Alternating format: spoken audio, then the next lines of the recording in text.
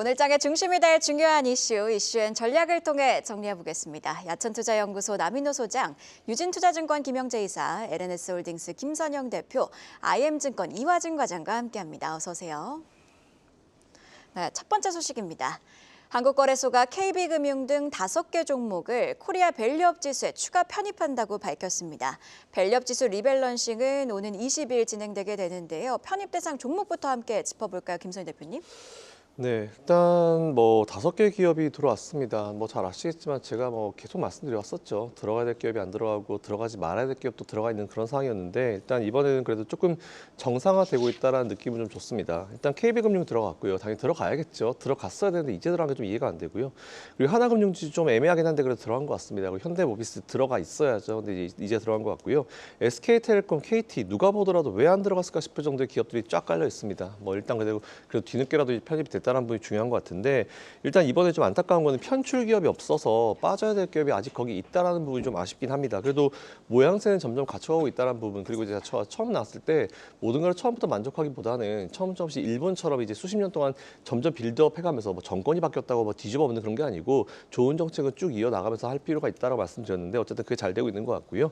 일단 이번 리밸런싱에서 이제 편출 종목이 없는 이유 왜인가 봤더니 비용 및 변동성 우려라고 하는데 일단 알겠습니다. 시장상 워낙 안 좋으니까 좀 이해하고 넘어가는데 이런 거 봐주면 안 되죠. 시장 경제 그런 게 어디 있습니까? 어쨌든 근데 그렇다 하더라도 처음이니까 이런 이제 뚝딱거리면 좀 충분히 있을 수 있다. 좀 이해하고 넘어가야 될 것 같습니다. 어쨌든 이 5개 기업이 추가로 편입이 되는 바람에 밸류업 지수의 리밸런싱이 20일 날 진행된다는 그런 내용인데 일단 내년 6월 달에 정기 구성 이제 또 다시 변경 종목이 있습니다. 이때 지금 105개가 돼 있기 때문에 아마 5개 빠지고 이제 100개로 6월 달부터 될 것 같은데 이때는 빠져야 될 기업이 꼭 빠졌으면 좋겠다라는 그런 생각이 들고요. 그때쯤 돼서 만약 안 빠지는 기업이 있으면 제가 그 기업을 직접 멘트를 하겠습니다. 자, 어쨌든 앞서 이제 거래소와 한국증권금융 등 이제 유관기관에서 5개사에 지난달 4일이죠. 이제 2천억 규모의 1차 기업 밸류업 펀드를 만들었습니다. 그리고 2차, 3차 얘기도 쭉 나오고 있는 것 같은데 이번 주 중에 이제 3천억 규모의 2차 밸류업 펀드를 조성하기 위해서 오는 20일 날 이제 펀드를 조성한다고 하죠. 그리고 이제 신속하게 1,500억을 납입하고 집행할 계획이다라는 그런 내용도 나왔습니다. 그 전에 이제 들어갈 기업 잘 들어간 것 같고요. 올해 일단 잘 아시는 대로 밸류업 지수 발표하고 나서 조금 이제 초반에 삐걱거리긴 했지만 다양한 노력을 하고 있다는 부분 이걸 인정받아서 아시겠지만 지금은 아닌데요. 올 상반기에는 저도 투자를 한 이 투자 경력 기간 동안 이렇게 외국인들이 많이 들어온 거 처음이었거든요. 물론 이제 그 이후에 내뱉은 부분 좀 아쉽긴 하지만 어쨌든 그 노력 이런 분들 좀 인정을 받고 있었습니다. 그래서 그런 노력이 좀 계속 추가돼서 미국의 자산운용사 같은 경우도 우리나라 기업을 좀 매수해가지고 2% 넘게 지분율 확대해서 이제 2대 주주에 올라가는 그런 상황이 좀 만들어지고 있다는 그런 내용도 체크해 보시면 될 것 같고 여전히 시장 평가는 괜찮습니다. 근데 이걸 이어가는지가 좀 중요한 포인트인 것 같고요. 내년에 빠져야 될 기업은 좀 빠지고 어쨌든 틀을 하나하나 만들어가면서 유관 기업들이 좀 협의를 잘했으면 좋겠다는 그런 개인적인 생각을 가지고 있습니다. 어쨌든 지금은 빌드업입니다. 근데 빌드업 잘 아시겠지만 이제 1년도 안 됐어요. 근데 이게 일본 같은 케이스도 거의 10년 가까이 이제 빌드업 했기 때문에 우리나라도 조금 긴 기간을 여유를 두고 좀 빌드업 해가고 점점 더 완성형으로 갔으면 좋겠다라는 그런 생각이고 외국인들은 여전히 좋게 평가하고 있기 때문에 남은 어떤 악질성 이슈가 이 사실을 가린다 하더라도 이런 거 하나 잘 살아 있으니까 투자는 그대로 이어가시면 좋을 것 같다는 말씀드리겠습니다. 네, 우리 증시 올 들어서 많이 흔들렸죠. 증시 부양을 위한 노력과 정책이 계속돼야 되겠습니다. 자, 어제 국내 반도체 소부장 업체들 주가가 급등했습니다. 미국의 반도체 업체인 브로드컴이 유리기판 도입을 검토하고 있다.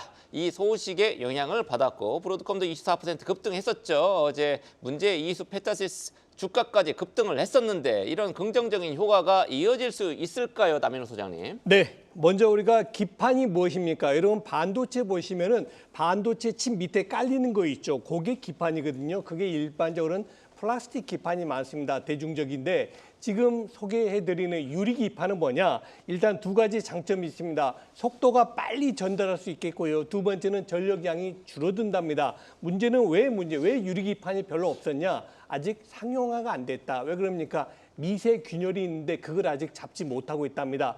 자, 그래서 이제 브로드컴에 대해서 알아봐야 될 것 같습니다. 브로드컴은 우리가 일반적으로 생각하는 그런 반도체 회사가 아니고요. A식 반도체라 해서 뭐냐면 범용 반도체, 삼성전자 DRAM, 낸드처럼 범용이 아니고 특정한 용도에 맞추는 그런 집적 회로입니다. 그래서 지금 AI에 가장 선두를 달리고 있는 엔비디아에 버금갈 수 있는 그런 기업이다. A식 반도체는 향후에 주문형 반도체라고 보시면 되는데 향후에 AI 시장에서 굉장히 커질 수 있는 부분입니다. 자, 이제 우리 이야기 해볼까요? 이수 페타시스, SKC, 필옵틱스 어제 유리기판 기업들이 급등했지 않습니까? 그런데 제가 투자 전략 살펴보는데요. 이들 기업의 주가를 제가 면밀히 있다가 살펴봤더니 마치 약속이 난 듯이 고점 대비 전부 절반입니다. 예컨대 이수페타시스는 6만 원짜리가 저점이 2만 1,000원까지 밀렸다가 지금 반등하고 있고요. SKC 역시 20만 원짜리가 10만 원까지 내려왔다가 반등을 시작하고 있습니다. 이 얘기 무슨 얘기입니까? 단기적으로 저점은 나왔다. 그래서 저는 유리기판에 대한 투자 전략 이렇게 잡고 있습니다. 아쉽게도 반도체는 들어가지만 원래 이제 범용 반도체가 아니기 때문에 투자 비중은 5%가 좋아 보이고요. 다음 두 번째는 이미 유리기판 반도체 주가가 다 충분한 조정 나왔기 때문에 이제 매수하는 데는 부담이 별로 없어 보입니다. 뭐 오늘 바로 쫓아가서 사십시오. 그건 아닙니다만 지금 정도 가격이라면 유리기판의 주가들 꼭 관심을 두시고 보는 게 좋아 보입니다. 네, 유리기판 관련주 그리고 반도체 소부장 관련주 저점을 찍었다는 의견 주셨고요. 간밤에는 또 브로드컴이 11% 올랐고 마이크론은 5% 넘게 오르는 등 반도체주 주가가 좋았던 만큼 우리 시장에서도 반도체 소부장주들이 오늘장 힘을 내주길 기대해 보도록 하겠습니다. 다음 소식 살펴보시죠. 비트코인이 또 신고가를 경신했습니다. 원화 기준으로 최초로 1억 5천만 원을 돌파하면서 국내 증시에서도 가상자산 관련주들이 줄줄이 상승했는데요. 투자 전략은 이번에 이화진 과장님께 한번 들어볼게요. 네, 뭐 1월 20일 날 결국에는 이제 트럼프 당선인이 이제 비트코인을 이제 비축 자산화 한다는 얘기가 나오면서 어떤 기대감이 올라와 있는 것 같습니다. 물론 최근에 SEC 이제 위원장에 이제 폴 에킨스를 이제 임명한다는 얘기가 나왔고, 물론 최근에 그나마 좀 비트코인에 관련한 규제를 강화시키기 위한 캐롤라인 이제 크렌쇼 재지명 대한 이슈가 나오긴 했습니다만은 일단 상원의원 공화당 쪽에서도 이제 반대를 계속 해왔었고, 물론 내일 모레 결정이 되긴 하겠지만은 만약에 임명이 안 된다. 이분이 어떤 분이냐면은 예전에 비트코인 관련된 ETF를 이제 반대했던 2명 중에 한 분입니다. 이분이 위원으로 이제 임명되는지 여부가 시장에서는 좀 중요하지 않을까라고 좀 생각을 하고 있고, 물론 이제 어제 이제 마이크로 스트래티지가 이제 거의 15만 3천 주와 관련된 이제 비트코인을 이제 매수를 하게 되면서 이제 평단 자체가 그 6만 달러까지 올라왔습니다. 그만큼 이제 시장의 수급적인 요인도 굉장히 큰 상황이고, 물론 최근에 마이크로소프트에서도 주주층에 물론 부결이 되긴 했지만은 그만큼 이제 이 화폐 가치에 대한 비축 자산에 대한 여부들이 시장에 큰 관심을 끌고 있다는 점이, 만약에 미국에서 비축 자산을 쓴다, 그러면 제가 봤을 때는 다른 국가들에게도 이와 관련돼 따라갈 가능성이 굉장히 좀 높다라 좀 생각은 하고 있습니다. 물론 저는 1월 20일 전후로 해서 이제 변동성이 굉장히 클 수 있다라고 생각을 하고 있고, 물론 추후에 향후의 화폐 가치에 따라서 상승 여지는 있겠지만은 변동성은 좀 주의하는 게 저는 맞다라 좀 생각을 하고 있고, 물론 우리나라 관련주들 뭐 하나투자증권이나 T사이언티픽과 같은 뭐 도나무나 빗성 관련주들이 있긴 하겠지만은 사실 상승폭이 실제적인 비트코인보다 직접적으로 큰 연관성이 좀 떨어지는 게 좀 맞다고 생각을 하고 있습니다. 애초에 코로나 때야 이제 그 당시에는 처음 시장에서 반영이 되었었기 때문에 주가가 큰 폭으로 올라왔지만은 차라리 코인베이스나 뭐 어제 로빈후드와 같은 오히려 비트코인이 상승했을 때 해외 주식 쪽의 흐름이 오히려 좀 더 직접적으로 연관이 있지 않나 좀 생각하고 있습니다. 네, 국내 관련 종목들도 꽤 많이 있어요. 예, 뭐 해외 종목들도 있고요. 또 직접 투자하는 방법도 있긴 합니다. 어쨌든 비트코인 1억 원도 놀라웠는데 어느덧 1억 5천만 원까지 찍었습니다. 다음 목표 어디까지일지 관심이 쏠리는데 변동성에도 주의하시면서 관련 종목들 흐름 따라가 보시기 바랍니다. 포모가 또 오네요. 자, 석유 화학주가 부진에서 좀처럼 벗어나지 못하고 있습니다. 업황 부진의 재무 구조 악화에 신용 리스크까지 더해지면서 투자 심리가 얼어붙었는데요. 주가 반전의 모멘텀은 없을지 김영재 이사한테 들어보겠습니다. 네, 뭐 결론부터 말씀드리면 화학업종 같은 경우가 아직까지 뭐 상승 반전할 수 있는 확실한 뭐 재료가 찾기는 좀 쉽지 않다라고 보고 있는데, 그렇지만 낙폭이 과대한 만큼 밸류에이션 매력에 따른 기술적 반등은 항상 열어두시면서 좀 보실 필요가 있다라고 보고 있습니다. 올해 먼저 그 화학주가 얼만큼 하락했는지 좀 살펴보면 화학업종 지수 자체가 지금 30.4%를 하락했는데 이것이 코스피 업종 내 하락률 1위입니다. 코스피 전체 지수가 한 6.3% 정도 하락을 했으니까 상대적으로 정말 엄청나게 하락을 했다라고 보시면 될 것 같은데 종목별로는 이 업종 지수보다 더 하락한 종목들이 다수가 있는데요. 대표적으로 LG화학이 지금 마이너스 46%대, 그리고 롯데케미칼 57% 마이너스, 그리고 하나솔루션도 57%대 마이너스를 기록 중에 있습니다.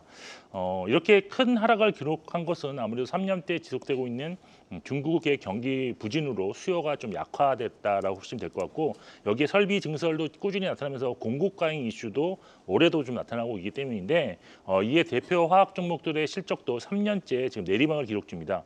LG화학이 2021년 영업이익이 5조 원 정도를 달성을 했는데 올해는 이제 한 1조 2천억 원대 수준이 예상되고, 롯데케미칼은 2022년 적자 전환 이후 3년 연속 적자, 그리고 하나솔루션 역시 영업이익 감소세로 올해 적자로 마감할 것으로 예상되고 있습니다. 증권가에서는 지금 3년 연속 불황이 내년에는 올해보다는 조금 그래도 개선되지 않겠나 하고 기대감 있는 분석을 좀 내놓고 있는데, 그럼에도 불구하고 확신을 갖는 분위기는 아직은 아니라고 보입니다. 다만 최근 중국이 내수 회복을 위한 강력한 부양책을 예고하고 있고, 또 공급 경쟁 완화도 좀 언급하고 있는 만큼 주가는 이제 낙폭 과대에 따라 좀 반등하는 시도는 3월까지는 좀 꾸준히 나타날 수 있을 걸로 보고 있습니다. 순수 화학 업종 중에서 일단 관심 종목으로 제가 선정할 수 본 것은 LG화학과 대한유화인데요. LG화학 같은 경우는 내년 영업이익이 한 3조 원대 중반으로 올라가면서 화학 업체 중에서 좀 안정적인 실적 흐름을 예상될 수가 있는 기업이고요. 대한유화 같은 경우는 이제 글로벌 설비 폐쇄에 따른 업황 반등이 예상되고, 여기 이제 트럼프 재집권에 따른 유가 하락 예상도 전체 석유화학 업황에는 좀 긍정적일 수 있다는 점도 좀 주목하시면서 투자 전략을 좀 수정해 나가실 필요가 있을 것 같습니다. 네, 언급해 주신 것처럼 상승 반전을 위한 확실한 트리거는 아직 나오고 있지 않은 상황이지만 그래도 얼른 확실한 반전 신호들이 포착돼서 석유화학 업종이 장기 부진의 늪에서 벗어나길 바라보도록 하겠습니다. 이어서 오늘 아침에 나온 가장 빠른 리포트 확인해 보시죠. 박정원 캐스터가 준비했습니다. 오늘 아침에 나온 리포트 정리해드리는 가장 빠른 리포트앤 공시 시간입니다. 오늘 증권가 리포트가 많지 않았습니다. 그마저도 목표가가 모두 하향 조정된 의견만이 나왔는데요. 먼저 삼성전자의 목표가 7만 3천 원으로 내려잡았고, 삼성전기 18만 원, 그리고 한섬에 기존 2만 8천 원에서 2만 4천 원으로 소폭 하향 조정하는 유진투자증권의 의견 나왔습니다. 먼저 삼성전자 리포트부터 체크해보시죠. 하나투자증권은 오늘 삼성전자에 대해 내년 실적 추정치 하향을 고려해서 목표 주가를 9만 원에서 7만 3천 원으로 18.9% 하향 조정하고 투자 의견 매수는 유지했습니다. 내년 수요에서의 변화가 없다면 디램은 3분기, 낸드는 1분기부터 가격 하락 압력이 더 커질 거라며 내년 영업이익을 기존 46조 원에서 35조 1천억 원으로 내려잡았고요. 그리고 삼성전자가 기존에 강점을 가지고 있었던 전통 수요처의 부진이 심화되는 구간으로 진입하고 있고, AI 시장에서의 신규 경쟁력이 확인되지 않는다며 본격적인 주가 반등까지 다소 시간이 걸릴 거라고 진단했습니다. 오늘부터 글로벌 전략회의에 돌입해서 내년 사업 전략을 집중 논의할 전망인 가운데 상승로의 탈출구를 마련할 수 있을지 함께 지켜보시죠. 이어서 삼성전기 보고서도 확인해 보겠습니다.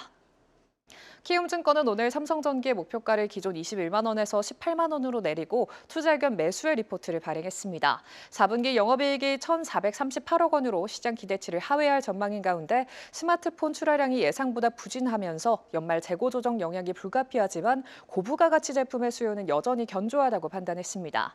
그리고 내년엔 전 사업부별 모멘텀이 강화될 전망이라며 AI 디바이스 침투율이 확대되고 AI 가속기용 FCBGA의 신규 공급이 기대된다고 내다봤고요. 또 중국의 경기 부양책 강화에 따라 스마트폰 수요 개선도 일어날 수 있다고 진단했습니다. 이처럼 다양한 모멘텀의 밸류에이션 정상화 필요성이 강조됐고요. 업종 내 최선호주로 제시됐습니다. 삼성전기 최근 기관이 8거래일 연속으로 순매수한 가운데 유리기판 테마로 부각되기도 했는데요. 연말과 내년의 주가 움직임도 기대해보시죠. 가장 빠른 리포트앤 공시 박정원이었습니다. 네, 아직 상향 리포트가 나오고 있지 않은 상황입니다. 얼른 상향 리포트가 계속 나와서 또 오늘장에 훈기를 불어넣어줬으면 좋겠네요. 계속해서 전기차 소식으로 이어가겠습니다. 전기차 시장의 캐즘이 장기화되고 있는 가운데 전기차 전환 시기에 대한 자동차 업체들의 의견이 엇갈리는 양상을 보이고 있습니다. 어떤 말들이 오가고 있는 상황인지 또 투자 전략까지 남인호 소장님께 들어볼게요. 네, 본격적으로 전기차에 들어가기 앞서가지고 살짝 주변 이야기 좀 해보겠습니다. 도널드 트럼프 대통령을 대통령 당선인이죠. 지금은 직접적으로 공격했던 그 누굽니까? 저커버그. 그리고 또 일본의 전 아베 수상의 미망인이던 아베 아키에 여사도 만났죠. 그리고 어제는 누굴 만났죠? 일본의 기업인이죠. 우리 한국계지만 손정유 회장을 만났습니다. 자, 제가 이렇게 보니까 이제 곧 한국, 인도 누군가를 도널드 당선인과 만나겠구나 했더니 전혀 소식이 없어요. 그래서 제가 미국 통인 우리 조재기 앵커님께 여쭤봤습니다. 방송 시작 전에. 아니, 우리 한국은 왜 안 만납니까? 그러니까는 그분이 우문현답을 주셨습니다. 소장님, 트럼프 당선인 아무나 만나는 게 아닙니다. 초대장, 인비테이션이 와야 됩니다. 그렇습니다. 저는 그래서 굉장히 안타깝습니다. 1월 20일은 이제 한 달도 안 남았어요. 한 달밖에 안 남았는데 우리 한국의 행정부 요원 중에서 누구 만나는 건 기대하기 매우 힘들고요. 대신에 재계에서 누군가 만나야 된다. 삼성이 됐든 현대가 됐든 LG가 됐든 SK가 됐든 하나가 됐든 반드시 저는 1월 20일 전에 우리 한국인이 도널드 트럼프 당선인을 만나가지고 앞으로 2기 출발할 때 우리 한국과 많은 좋은 경제 협력을 가져야 된다고 강력하게 말씀을 드리겠습니다. 제가 왜 이런 전기차는 다른 얘기하냐? 다른 이야기가 아닙니다. 여러분, 전기차가 안 될 것 같다고 얘기하시죠. 그러면 오늘 아침에도 테슬라가 사상 최고가 경신하는 거 그 배경은 어디서 찾습니까? 저는 트럼프의 정책이 전기차를 배제하는 게 아니라 봅니다. 어찌 본다면은 빨리 하루라도 빨리 저는 이 트럼프 당선인과 미국 정책과 호흡을 맞추는 그런 현명한 정책 나오길 바라겠습니다. 자, 이제 전기차 투자 전략 들어갑니다. 여전히 저는 전기차에 대한 투자 비중은 10%를 유지하고 싶습니다. 다만 뭘 말씀드리고 싶냐면요. 지금 전기차 3대 빅3를 보면은 LG 엔솔이든 삼성 SDI든 SK 이노베이션 저점은 나왔습니다. 지난 12월 3일 날 비상계엄 사태에도 불구하고 저점 한번 찾아보십시오. 저점 안겠습니다. 그 얘기 무슨 얘기입니까? 이런 나쁜 여건에 있어도 저점 안겠다는 얘기는 바닥은 나왔다. 문제는 뭡니까? 올라야 되죠. 그 오르는 상승 모멘텀은 아직 못 잡았다. 저는 이렇게 봅니다. 그래서 너무 급하게 들어가지 마시고 상승 모멘텀을 잡는 그 순간을 잘 잡으시면 좋겠습니다. 네, 전기차 관련주 대표적으로 이제 2차 전지 말씀을 하셨고요. 저점은 확인이 됐다. 이렇게 정리를 해주셨습니다. 자, 다음 소식 삼양식품 얘기입니다. 불닭볶음면 신화를 쓰고 있죠. 미국이냐 중국이냐 지금 왔다 갔다 하다가 결과적으로 뭐 생산 단가도 낮고 또 시장도 크고 중국에다가 첫 해외 공장 세우기로 결정을 했습니다. 불닭볶음면 많이 좋아하시죠? 현재 공급이 수요를 못 따라가는 상황인데 중국 현지 생산이 가져올 기대 효과 김선영 대표한테 들어볼게요. 일단 이 얘기가 올해 초부터 나오긴 했었어요. 근데 저도 좀 생각했었던 건데 기왕이면 조금 더 빨리 해줬으면 어땠을까라는 그런 생각을 하고 있었는데 사실 이거는 뭐 공장을 증설하고 싶어서 바로 증설하는 게 아니고 여러 가지 이슈도 있죠. 뭐 정치적 이슈도 안 볼 수가 없기 때문에 조금 늘어진 건 분명히 있는 것 같습니다. 뭐 삼양식품이 좀 늦게 판단한 건 아니고요. 여러 가지 재반 요건을 따지다 보니까 좀 이제 뒤로 딜레이된 건 있으니까 그 부분 체크하시면 될 것 같습니다. 삼양식품이 어저께 중국 생산 법인을 설립하고 현지 공장을 건설해서 중국 시장 사업을 진행하겠다라는 그런 내용을 발표를 했습니다. 그러면서 이제 일단은 싱가포르 쪽에 보통 유한해서 짓겠죠. 그리고 이제 중국 쪽에 짓는 방식인데 너무 일반적인 방식이고요. 출자 후에 삼양식품의 삼양 싱가포르 유한회사 지분율 90% 그리고 목적은 당연히 해외 진출을 위한 이제 투자 거점으로 활용하겠다는 그런 내용인데 삼양식품 쪽은 일단 여기까지만 나왔고 추가적인 설립에 대한 부분은 추후 공시하겠다라고 이제 정리를 했습니다. 뭐 잘 아시는 대로 불닭볶음면 인기가 되게 높아요. 이게 실제로 미국에 있는 친구들도 구하기가 어려울 정도로 삼양식품이 또 미국에 있는 쪽에 가가지고 유튜브로 이제 막 이런 이벤트를 한 것도 되게 많기 때문에 우리가 생각하는 거 그 이상이라 보시면 될 것 같습니다. 뭐 잘 아시는 대로 중국 같은 경우는 삼양식품 전체 수출의 25%를 정도 차지할 정도로 최대 시장이다라고 보시면 될 것 같은데 일단 뭐 지금이라도 공장 설립하고 14억 인구에 맞는 그런 제품을 출시하는 거 그리고 기존 제품을 밀어붙이는 것도 좀 좋은 판단인 것 같습니다. 그리고 제일 중요한 거는 미국이 대중국 제재 이제 굳이 뭐 이런 라면 같은 제품이 들어갈 것 같지는 않으니까 어쨌든 싼 인건비를 이용해서 생산한 라면을 해외로 이제 수출하는 것도 되게 좀 좋은 전략 같아요. 실제 이제 삼양 같은 경우는 이제 불닭 브랜드를 이제 중심으로 해서 매년 계속 역대 최대치 실적을 내고 있고 26년 대비해서 23년도 수출액이 보니까 9배가 증가했고요. 매출액 중에 이제 수출 비중이 26%에서 68% 괜찮은 좀 비율인 것 같습니다. 이에 따라서 이 부분 체크해 보시면 좋을 것 같고 삼양식품은 주가가 높은데 뭐 눌림목을 위해서 잘 투자를 해보시면 좋을 것 같고 한동안 이 흐름이 이어지지 않을까라고 판단하고 있습니다. 어느덧 70만 원을 넘었습니다. 주가가. 네, 삼양식품 어제 52주 신고가를 기록하면서 불닭의 인기만큼 주가도 고공행진하고 있는데 생산량 확대로 또 추가적인 주가 모멘텀도 기대해 보도록 하겠습니다. 자, 다음은 오늘장 종목 전략 이어가도록 하겠습니다. 이화진 과장님께서 셀트리온과 알테오젠을 가지고 오셨는데 마침 두 종목이 다음 달 13일 열리는 JP모간 헬스케어 컨퍼런스에 참석을 하기도 합니다.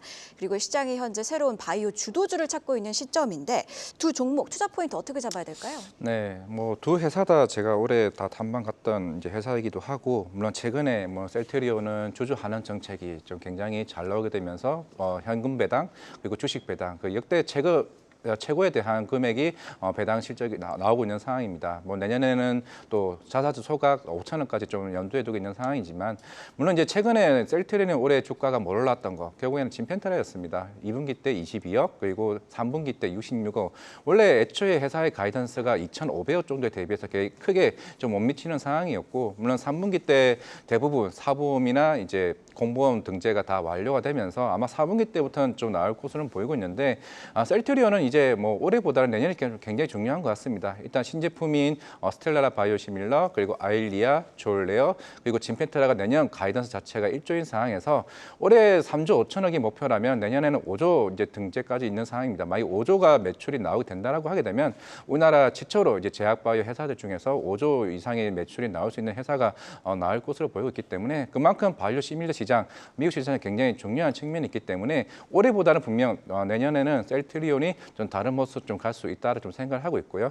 일단 알테오젠 같은 경우는 물론 올해 관련된 모멘텀은 다 나온 건 맞습니다. 그만큼 오히려 기존에 계획했던 부분들이 다 나왔고, 물론 오늘 이제 다이치 산교 R&D 데이에서 이제 알테오젠이 IR북에 언급이 되면서 이제 에노토 SC와 관련된 얘기가 나올 것으로 보이고 있는데, 물론 이제 알테오젠도 내년 1분기가 중요한 이슈가 나올 게 많습니다. 물론 이제 오늘 JP모건 헬스케어에서 머크의 스케줄가 나왔는데 아마 키트루다 SC 관련 임상 3상에 대한 탑라인 데이터를 JP모건 헬스케어에서 발표를 하게 되면은 이게 또 하나의 모멘텀이 될 수가 있겠고, 끝나고 나서 FDA 이제 허가 신청을 할 겁니다. 그럼 머크 같은 경우는 적어도 6개월에서 한 8개월 걸린다고 감안을 했을 때 내년 한 3분기쯤에 나오게 되면은, 물론 지금 엄민용 NL과 건해솔 NL의 로열티 차이가 굉장히 큽니다. 1.8%와 4% 차이가 실제적으로 28년, 29년의 매출 차이가 거의 5천억에서 1조 정도 차이가 나기 때문에 결국에는 내년 4분기나 내후년 1분기쯤에 실제로 향후에 알테오젠의 매출에 대한 밸류가 좀 기대가 굉장히 큰 상황이고. 근데 어떻게 이렇게 차이가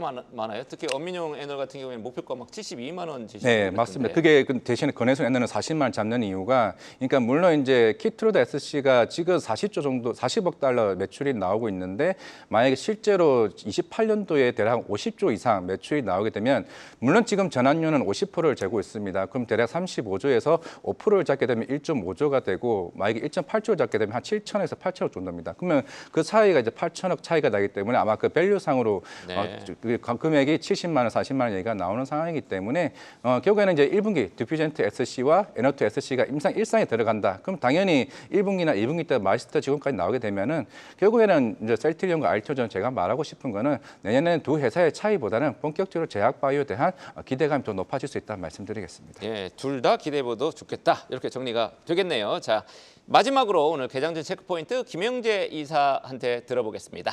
네, 12월 FOMC 결과 앞두고 미국 증시가 혼조 마감했는데 반도체 관련주는 강세를 굵겠습니다. 브로드컴이 11% 상승했고 실적 발표를 앞둔 마이크론이 지금 5%대 상승해서 오늘 국내 반도체 관련주에 긍정적인 영향을 주지 않을까라고 기대를 하고 있는 상황이고요. 오늘 대한거래 프로젝트 주도할 시추사원 웨스트 카펠라우가 시추 해역으로 지금 출발해 동해 가전 시추 사업이 개시되는데 일단 뭐 실효 암소층을 확보하는데 2개월 정도 소요되지만 유틸리티 반등세에 한국가스공사 역시 동참할 가능성은 여러 도시고 좀 대응이 필요하다라고 보고 있습니다. 어제 시간의 시장에서 특징주로는 새로운 정치 테마주 강세가 좀 두드러졌는데요. 우원식 국회의장이 정부 요직 정치인 신뢰도 1위를 기록했다는 소식에 관련주로 부상한 MVH 코리아가 상한가 기록했고요. 원희룡 관련주로 부각한 SAT 역시 상한가, 그리고 홍준표 관련주로 알려진 휴리메이텍 역시 강세 기록했다는 점 참고하시면 좋을 것 같습니다. 네, 이슈엔 전략 네 분의 전문가와 함께 개장 전 꼭 확인해야 할 뉴스들 체크하고 전략까지 세워봤습니다. 고맙습니다. 계속해서 다양한 경제 이슈를 알고 싶다면 구독과 좋아요, 알림 설정 부탁드립니다. AI 캐스터 권미정이었습니다.